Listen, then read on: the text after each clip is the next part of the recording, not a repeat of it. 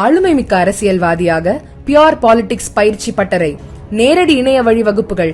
உங்கள் சீட்டிற்கு முந்துங்கள். 7338824242.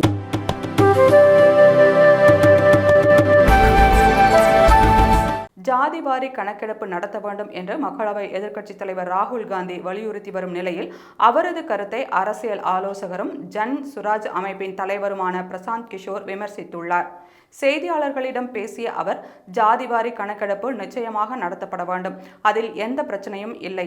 ஆனால் மக்களின் நிலையையும் வறுமையையும் ஒழித்துவிடும் மொத்த நிவாரணமாக ஜாதிவாரி கணக்கெடுப்பு இருக்கும் என்று ராகுல் காந்தி கூறுகிறார்.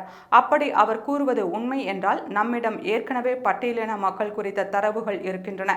ஜாதிவாரி கணக்கெடுப்பு மக்களின் வாழ்க்கை தரத்தை உயர்த்தும் என்று கூறும் ராகுலோ மற்றவர்களோ பட்டியலின மக்கள் ஏன் இன்னும் வளரவில்லை என்ற கேள்விக்கு விளக்கம் தர வேண்டும்.